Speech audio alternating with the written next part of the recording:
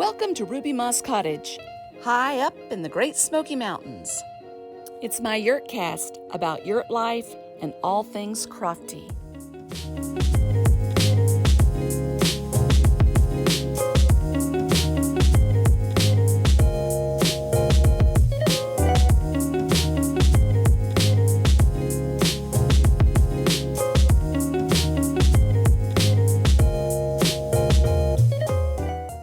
We've had some fun projects going on around the yurt. We've done some hiking, and I've done lots of crofting. This episode is going to be a little different than our normal ones. We have been collecting questions from our regular viewers, and we are going to do a Q&A. So I hope that if you're new, you will grab you a cuppa and you will just settle in. If you are a returning viewer, welcome to you as well, and you grab a cuppa and settle in. Enjoy the beautiful scenery here of our hiking that we did this weekend. We saw so many beautiful waterfalls, and we hiked the trails, and the trails ran along the stream so we could watch tubers going down the streams, and it was just beautiful nature. And so yeah, we shot some of this footage, and I hope that you will enjoy it. And then we will answer some questions about our yurt life and all that we do here on the mountain.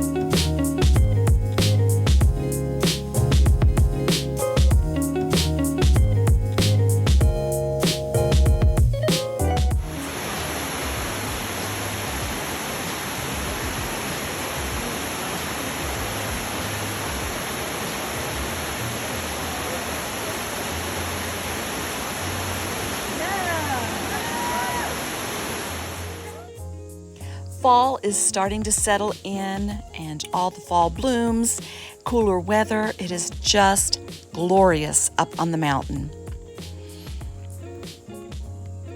It is quickly becoming perfect sweater weather with cooler mornings, cooler evenings, and just mild temperatures throughout the day.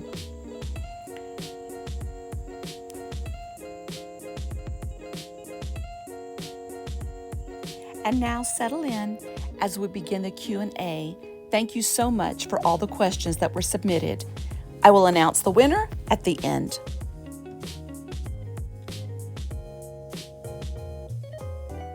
Okay, this is the Q&A part. Are you ready? I'm ready. All right. Let's get serious now. I'm serious. Let's go. All right. So, how did we make the switch from big city, big home to small town, small home? And that's from Tina. How did we make the switch from big city, big home to small town, small home? I think we made it pretty good. I mean, one of the biggest differences is if you want to go to Lowe's, it's not a 5-minute drive, it's a 45-minute drive.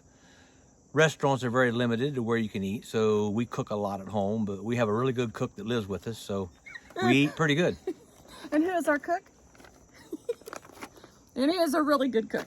Okay, so how do you make the switch to big city, big home? Big city, big to small town was really adjustment. Mm-hmm. Other than, and like he said, you know, we used to be able to pop to Lowe's in 10-15 minutes, and now it's 45 minutes. The time, they don't get in a hurry here, so that was a really big adjustment. Mountain time. Finally we're on mountain time, and we do really like it. Big home to small home. How do we make that switch? We're still in the process, really. Yeah. It's just figuring out what you really need and what you don't need, and we're still in the process of that. Right. Okay, so Shelly asks, what are Todd's hobbies? My hobbies are, I like to hunt, like to play golf. I don't play golf very much anymore, but I like it. And just the outdoors, anything in the outdoors I like. I like working around the yurt. I like running the chainsaw. I like doing landscaping, stuff like that. You like to read? I like to read, yeah. I like to read a lot. Yeah. And then she asks, do we share any hobbies together? Yeah. Hiking. We like to hike. We like to hike, yeah. We like to hike. We like to people watch. Is that a hobby? Yeah. We'll watch you. But hiking, we like to hike. Mm-hmm. What else do we do together? I mean, we love to travel. We both love the outdoors. Mm-hmm. We love nature. And do you like tea or coffee? Tea. Or both? I'm not a coffee drinker at all. He's not a coffee drinker, but he does like tea. Okay. So then Dawn asks, how do you handle the noise in the yurt? For instance, her husband likes to watch TV loud. She likes to listen to audiobooks, and sometimes a wall is not enough. So how do we handle the noise in the yurt, being together? I'm constantly saying... Turn the TV down. I turn the TV down. I am constantly saying turn the TV down, because, I mean, I know that the neighbors up on the mountain can hear our TV sometimes. Probably. Because it's so loud. But other than the TV, I can pretty much block out a lot of noise. And I think you can too, if he's reading. Oh, yeah. But I haven't seen that as a problem, yeah. No, that hasn't been too much of a problem. How did you purge to get into the yurt? Tina asks. Okay. That was hard. Yes. That was hard. We had a lot of sales, and I gave a lot of stuff away to family, and we still have things in storage. And our yurt is full. It is very full for a yurt. You would be shocked the amount of stuff that I have gotten into the yurt. So purging was, I mean, you just had to decide if you really love it. If you really love it, then you keep it. And even if you don't use it in the yurt, you keep it in storage. If you're just not that attached to it, then you just get rid of it. And you'll find, I think we both found we had a lot of stuff because we were collectors, but we weren't, our heart and soul, it filled the space, but when it came time to get rid of it, it was okay. Okay, so Josephine asks, what do you both like best about yurt life? I like the simplicity of it. Yeah. I like, to be honest, I like not being in the rat race. That's me. I was in the rat race for 30 years, and I just like this. It's just the simple life, and I like that. The simple life. That would be my answer. That's what I like best, the simplicity of it, because you don't have a lot to keep up. I mean, like we're not a slave to a monster that we've created. I mean, it's just very simplistic. Like I can get up and have my morning chores done in a half hour inside, and then outside we haven't created that big of a workspace. So we are sitting in our backyard, and this is a part of the mountains that we overlook. We sit here in our Adirondacks and we look out that way to the sunset. So it's really simple here. So I guess that's what we both like about it. Why did you decide to leave city life? And how hard is it to be further away from your grands? And Debbie asks, no, I think that's Debbie asks that. Very hard to be away from our grands and our daughters. That is hard. Thankfully, it's 3.5 hours and we can go on a whim to see them. We celebrate all holidays, all birthdays with them. What did we decide to leave the city life? He was just done with he had his own manufacturing firm for so many years and he was done with it. So we just decided we wanted quiet, we wanted simple, and voila, here we are. And then Martha asks, what maintenance upkeep does the yurt need? Well, we bought a pre-existing yurt. So it might have a little bit more upkeep at this stage than what a brand new one would. Yes. But other than cleaning the outside of it, that's really about it. Just keeping the outside, and we basically live in the woods. So like the other night we had a pretty hard rain and like there's sticks all over the driveway and the front yard and the backyard. So just little stuff like that. Yeah. Okay. And how long do the yurts last? I think 30 years. I think so. Yeah. I think so. But that again depends on the upkeep. I mean, if we have to keep like mildew and mold and stuff washed off of it. I guess if you just keep it up to date, we are not off grid. So, we have heating and air and we have to keep all that maintained just like you would a home. Yeah, right. But, so I think that's how long they last. Unless your roof would get a tree fall on it or something, I guess that would have to be replaced. Okay. So Laurie asks, what was the deciding factor to moving away from family and into your life? I think we really kind of already answered that. I mean, we were just tired of the rat race, and this is a simple life. We just wanted to give it a try. Yeah. We were at the stage in our life. Our kids were all out of the house. It was time to start living life for ourselves, and we just thought, give it a try. If not, we can always move back. Yeah. But so, does your husband have a shop of any kind he can tinker in? Not really, not right now. Maybe further down the road, I might make like a little tool shop or, something like that, but not right now. And you have your knitting and crofting, and he has. I really just like to work around we have 3.5 acres and it's just all wood. So I like to cut down trees if they need cut down. And, I build a patio on the back and, just stuff like that. I mean, cause I didn't do that stuff for 30 years cause I was so involved in my business. I didn't get involved in that kind of stuff. And I really enjoy that stuff now. So how did you meet? And we went to school together. We went to high school We went when we were freshmen in high school, and she immediately liked me.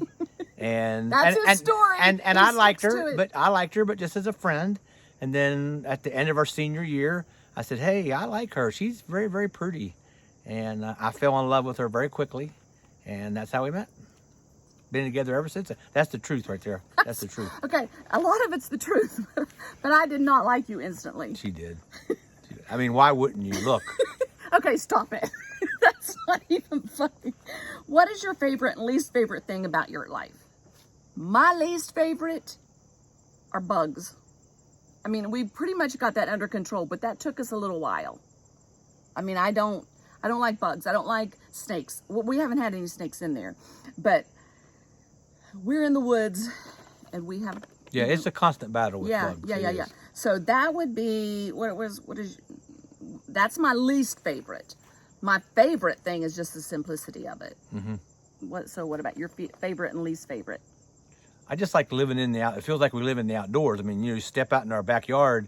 I mean, I call it our $1 million view that we didn't pay $1 million for. I mean, it's really, I've never seen too many backyard views like this before. So very thankful for that. And I just like the outdoor part of it. What's your least favorite? I don't know. Probably listening to her about the bugs. That'd probably be about it. They don't really bother me any, but they bother her.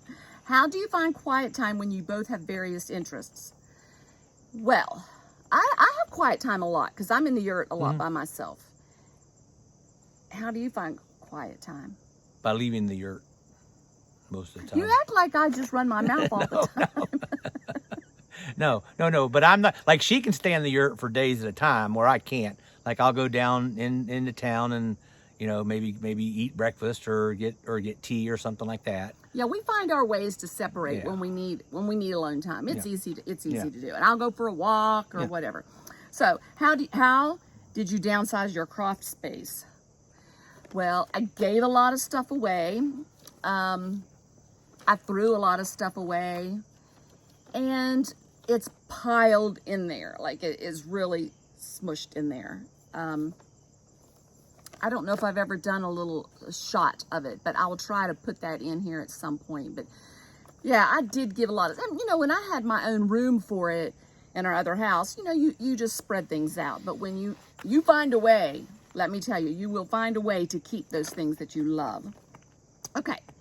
Has your husband always been supportive of all your crofting, or has he developed over time? Linda asks that. He's always been supportive. Always been supportive. He's never ever fussed when I've knit. No, that's never been a problem. Okay, so a Finch's Nest asks, what do you find is the biggest challenge of living in a yurt?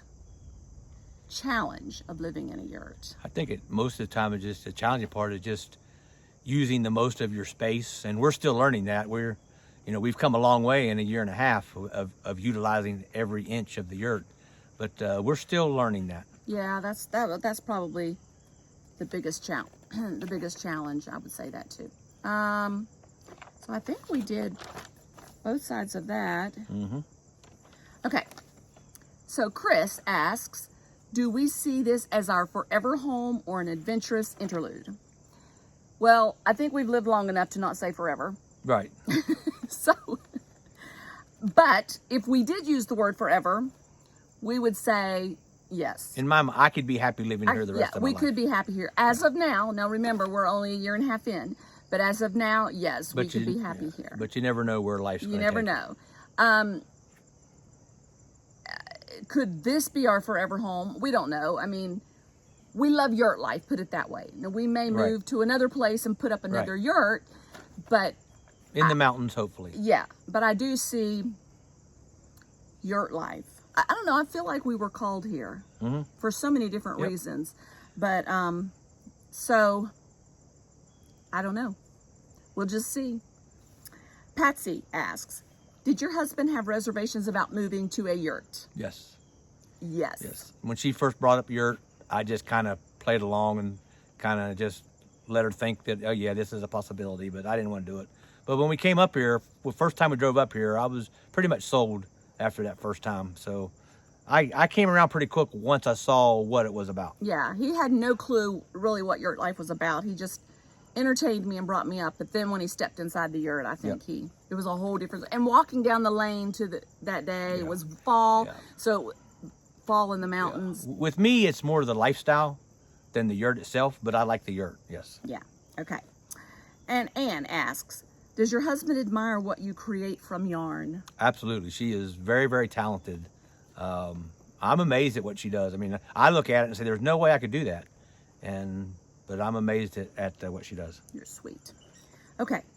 Was the yurt your idea or your husband's idea? My idea. Did one of you have to convince the other?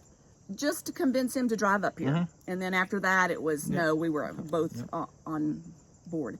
Leslie asks, does your other sister knit? No. And we have tried and tried and tried to get her to, but she doesn't. How many grandkids do you have? 5. 5. 2 girls, 3 boys. Do any other family members knit? No. My mother does. My mother used to crochet. And so she doesn't anymore because of arthritis. And of course, my sister. And then on your side, his mother knits. But other than that, and then my granddaughter, she knits. You know what, I said no, but my daughters do. They just aren't actively doing it right now because they're in the throes of motherhood. But they both knit, they both crochet. My oldest granddaughter knits, but again, she's gotten kind of out of it since they used to live with us, and now that we're here and they're there, it's not in her face every day, so she doesn't knit as often. But and then our youngest, when we were there last weekend, asked me if I would teach her, so hopefully she'll want to soon. Okay. Then let's see. Knit Inc. asks, do you have plumbing in your yurt? And yes, I think Yes. Petra, we have a toilet and everything. yeah, Petra, I was doing a Zoom with Petra the other day and she asked me that. So yes, we do have plumbing, we have running water, we have electricity, we have heating, we have air. He's actually in the process of putting in a wood burning stove. So we'll have that as backup this winter. So I'm really excited about that. What do you both do to fill your days? I think we pretty much answered that. I knit a lot. I croft. You know, I do projects for my I See Flowers by RMC Etsy shop. And yeah, today I weeded the gardens, just what everybody else does, except for our upkeep isn't as much. Right. So we have more time to play because we haven't created the environment for work, a lot of work. We've simplified so that we don't have to do that. Okay, so Amanda asks, what do you both do? Oh no, that's what I just did. Okay, what are your routines except the obvious? We don't really have any routines. No, really, we don't. We really don't. We just say, hey, do you want to go do this today? Hey, do you want to go do that? Okay, so Linda asks, have you ever thought about building a she shed for your croft and yarn storage? Not up here. I really have enough space, and actually I'm just trying to use up as much yarn so I won't need as much space. So no, I have as much room as I need for all of that. Kyla asks, have you always been a crofter? No. She asks when raising, like for instance, when raising your family, or did it begin later in life after they were grown? Later in life, not when they were young, when they were probably junior high, high school. Our daughters are close in age. I think they were like in junior high, 6th grade, 7th grade, 8th grade, and I started knitting just to do things for me, and stumbled across a friend who had a business and she sold yarn, and I started taking a class, and since then I've been hooked. So you know, it's been quite a few years, but not when they were real little. Okay, Vickie asks, have you and your sister always gotten along so well? Well, we're sisters, you know, so we've had our moments, but yeah, we've pretty much always been close. All three of us girls are really, we're best friends. She has 2 really good sisters. They're the best. Yeah. They're the best. Okay, and your third sister, does she have a sweet, funny personality like you two? Yes, she is. She's the smart one of the 2. She really is. Okay, well, I don't know about smart.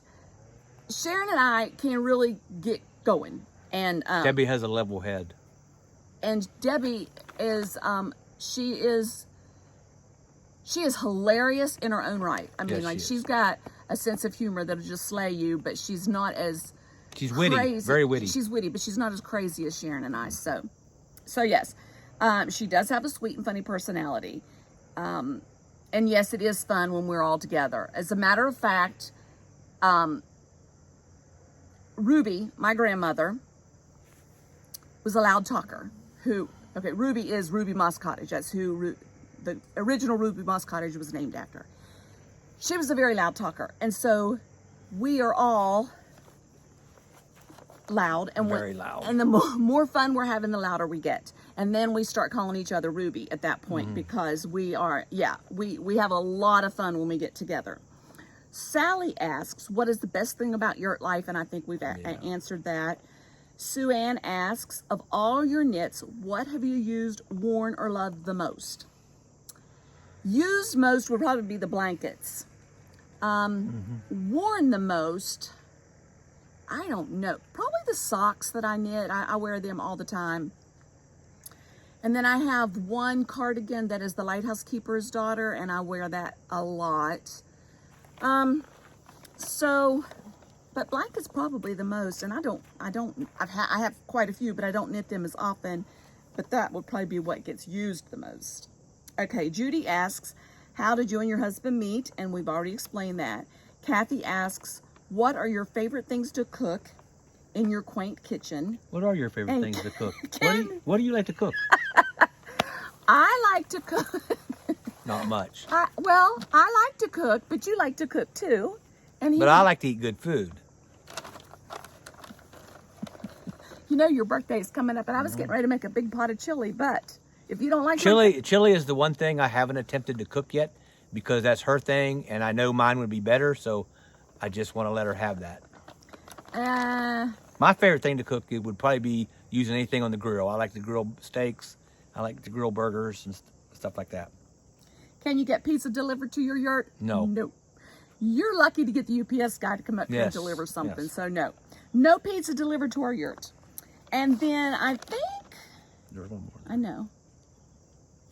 The last question. This is from Brenda. Do you have bears? And if so, do you feel safe in the yurt? We do have bears up here. We haven't seen one yet. I saw bear scat, which is bear waste, one time, but they're here. You just don't ever see them. It's like we have a lot of coyotes. You hear them, but I've never seen a coyote up here.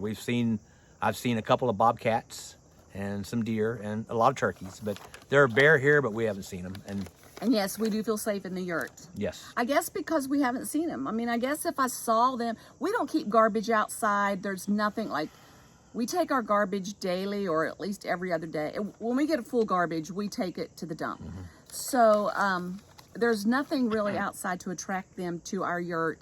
There are some acorn trees, but again, we haven't seen them.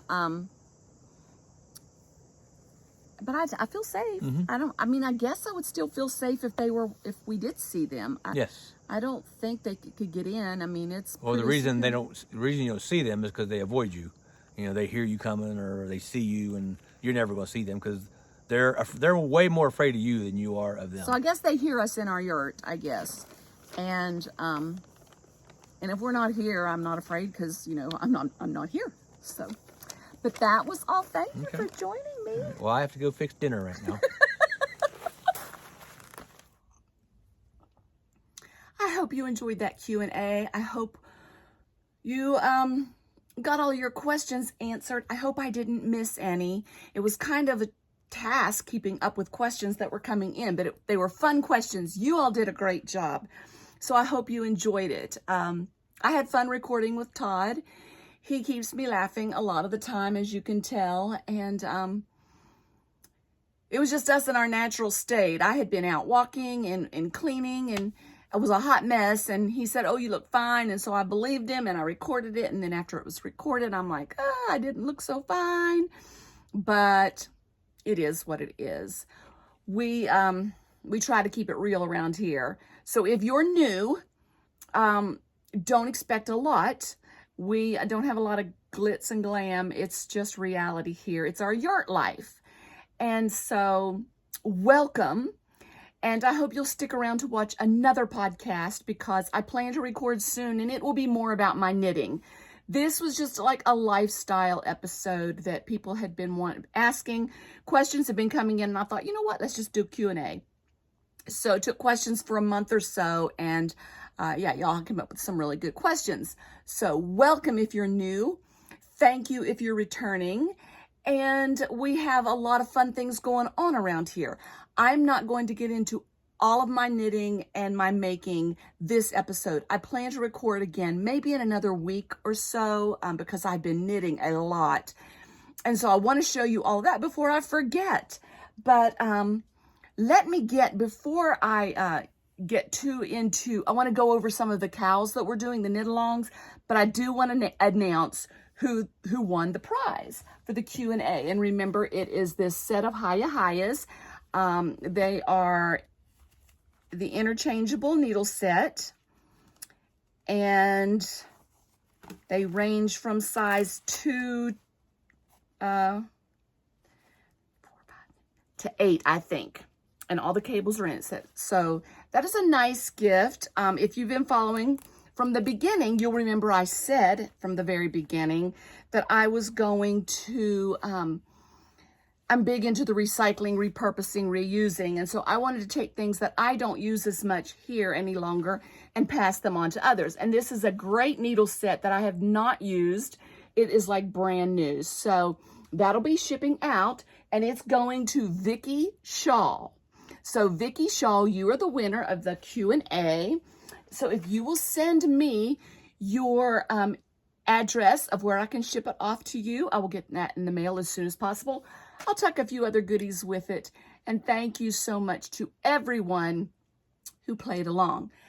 I also have two make-alongs going on right now. Anne with an E, and next episode we will do an Anne with an email giveaway. And remember, that's anything of any kind of making, from cooking to needlework to quilting to crochet, knit, anything that they did back in the Anne with an E series that had to do with making. So use the hashtag Anne with an email and pop that on Instagram. Pop your photos on Instagram. I'm going to be drawing prizes from that. I have one more big prize, and then I'll do another one at the end of the year to wrap that up. That has been a year-long make. Also, starting in September, we started the officially I always get it wrong, officially unofficial Marl Mania Leggings make along, knit along. It's a knit along, and we're doing that with Knit Inc. and we're doing it with Knitting Our Way Home. Those two podcasts are joining in. We are going to have Zoom meetings, Zoom meetups, so we can just share tips and pointers and encourage each other along. So yeah, if you're going to do that with us, that's going to be a lot of fun. I've started my leggings. I know Petra has started her leggings. Loretta has started her leggings. We've had a Zoom just with us to get the details hashed out, and it's going to be fun. No prizes, no pressure. Just start them, and whenever you get them finished, you get them finished. But I think you'll be surprised at how fast you get them finished, because they are quite a fast make. So those two knit-alongs are going on right now. So feel free to join in. It doesn't have to be the Anne with an email. Doesn't have to be big projects. Like I said, people say, I don't have time. It can be baking. It can be anything. They made everything back then. It can be your canning. I know it's canning season. Just tag your photos, Anne with an email, so that I can draw. Maybe you can be eligible to win a prize. So that's it. Yeah, I'll be back on here in about a month. No, not a month. Okay, that's reality. In my mind, I'm thinking, another week I'll be able to get back on here. But in reality, it may be a month. But I don't think so, because this time of the year, I am all into my making. And so it's a cozier time. So yeah, we've got some projects going on. Todd's putting in a wood burning stove for us. So I'll be shooting some video of that for the next podcast or Yurtcast. And then I'll share all of my makes. So I don't know what you're up to. I hope you're having a great, it's not officially fall, but it's fall weather. So that's what we're going. In my teacup is, I think it's called Mandarin Mimosa from Tiavana. And it's a delicious, delicious tea. So that's what's in my cuppa. That's my tea bag for the day. And then next go around, I will share my, all my other bags. But as for now, that is it. Thank you. I hope you enjoyed that. And we'll chat soon. But remember, in all you do, take it one stitch at a time.